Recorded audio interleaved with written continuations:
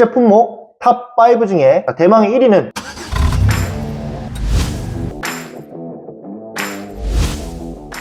이제 슬슬 날씨가 풀리고 봄이 다가오다 보니 푸드트럭 커뮤니티에 행사 축제 관련된 모집 공고들이 조금씩 올라오고 있더라고요. 올해 처음 푸드트럭을 준비하시는 분들 중에서 행사나 축제장에 창업을 원하시는 분들, 그분들 위해서 작년에 행사장이나 축제장에서 가장 인기 있었던 품목들은 무엇인지 탑5에 대해서 한번 이야기를 해보려고 합니다. 푸드트럭에서는 사실 보여줄 수 있는 메뉴들이 매장처럼 그렇게 세부적이고 다채롭지는 않아요. 그래서 매년 대부분 비슷한 품목들 위주로 돌아가는 것도 있고, 또 새로운 품목을 개발해서 온다 해도 수요가 없다 보면 기존에 인기 있던 품목들로 다시 대체해서 장사를 하신 분들도 많이 계십니다. 저희가 작년 한 해 동안 행사장을 돌면서 보았던 품목들 중에 이 품목은 어딜 가도 항상 1등이다 했던 품목들이 있는데요. 작년에 가장 인기 있었던 품목 그 5번째인데요.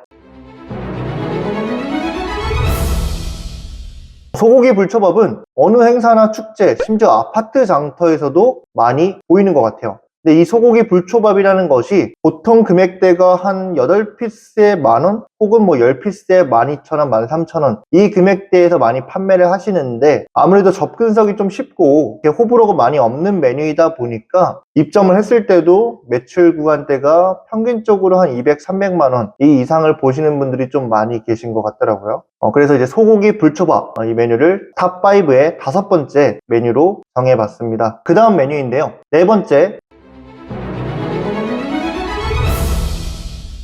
닭강정은 어느 장소이든 올라운더가 될 수 있는 것 같아요. 아파트 장터면 장터, 행사장이면 행사, 케이터링이면 케이터링. 그래서 그만큼 닭강정 푸드트럭을 운영하시는 분들도 많이 계시고요. 그리고 그 운영 형태도 각각 다릅니다. 정말 수제 닭강정을 양념부터 해가지고 직접 만드시는 분들도 계시고, 그냥 냉동 닭강정을 튀겨서 판매를 하시는 분도 계십니다. 이게 어느 게 좋다 나쁘다 그런 개념은 아니고요. 운영 형태가 정말 다양하게 있기 때문에 그만큼 많은 푸드트럭 사장님들이 닭강정을 하고 계시고, 또 시장에서도 항상 인기 있는 품목에 손꼽히기도 합니다. 우선 가장 대중적이죠. 우리나라 이제 매장 중에서 치킨 매장이 가장 많은 것처럼 푸드트럭 중에서도 아마 닭강정 푸드트럭이 가장 많을 것 같아요. 그만큼 입점 경쟁도 치열하고 입점비가 상당히 비쌉니다. 아파트 장터에서도 1년 연 계약 기금 중에 닭강정이란 품목이 가장 많은 돈을 내고 있는 품목 중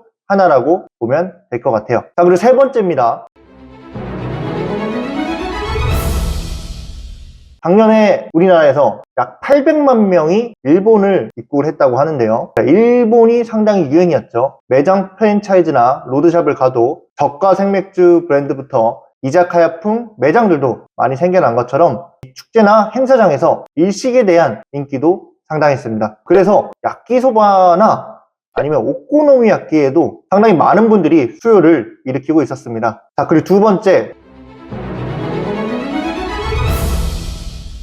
지금까지는 조금 무거운 느낌의 음식들을 말씀드렸다고 하면 행사장에서도 마냥 이렇게 배부르게만 먹을 수는 없잖아요. 간식류들도 상당히 인기가 많이 있습니다. 그 중에서도 디저트에 대한 수요도 좀 상당히 많았었는데요. 특히 파르페를 판매하는 푸드트럭이 인기가 많았습니다. 차량 형태도 일단 디저트 차량이다 보니 상당히 좀 예쁘게 꾸미는 차량도 많았고, 색깔도 눈에 띄어요. 눈에 띄는 색깔들을 넣었을 때도 거부감 없이 상당히 사람들의 시선을 많이 끄는 것도 있었고, 그리고 그만큼 수요가 많이 일어났기 때문에 거의 간식류 중에서는 1등이 아니었을까 싶습니다. 물론 기존에 가장 많은 분들이 하시는 추러스, 회오리 감자, 소떡소떡 이런 것들도 있기는 하지만, 그래도 이런 메뉴들은 일상에서도 많이 찾아볼 수 있잖아요. 행사장이나 축제장을 찾으신 분들은 기본적으로 좀 특별함을 먹길 원하시는 분들도 있기 때문에 선택하는 푸드트럭의 음식 자체도 기존보다는 조금 더 특별한 걸 원하시는 분들도 계십니다. 그런 분들이 특히 젊은 층에서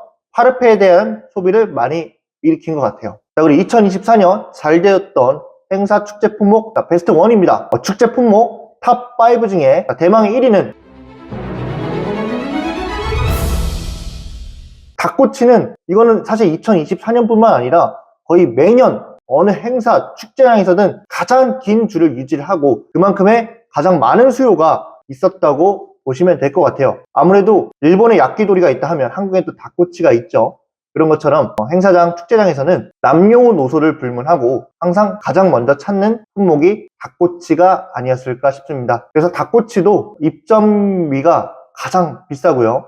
그리고 또 입점 경쟁이 상당히 치열하기 때문에 어느 정도는 행사 자체를 직접 섭외를 하거나 오더를 하는 푸드트럭 사장님들이 닭꼬치와 닭강정을 운영하는 경우가 가장 많이 있었어요. 그리고 이제 현장에서 보여지는 시각적인 것도 빼먹을 수 없기 때문에 닭꼬치를 굽는 연기라든지 아니면 이렇게 불로 토치질하는 화력이라든지 그런 퍼포먼스들을 보는 재미도 있고 그 닭꼬치를 서서 간단하게 먹을 수 있는 간식류이다 보니까 가장 인기가 많았었던 것 같습니다. 그래서 올해 2025년 행사 축제 시즌도 오픈이 될 건데요. 올해 행사장, 축제장을 도전하실 분들은 작년에 어떤 메뉴가 인기가 많았었는지 한번 참고를 해보시고 기존의 메뉴들 중에서 본인만의 레시피를 조금 더 곁들여서 메뉴를 개발해 보시는 것도 상당히 좋을 것 같습니다. 다만 주의하실 건 있습니다. 행사 축제장은 운영하실 수 있는 기간이 상당히 좀 짧아요. 1년 중에서 거의 6개월에서 7개월 정도, 그 중에서도 주말 위주의 편성이 가장 많다고 보시면 되고요. 물론 평일에도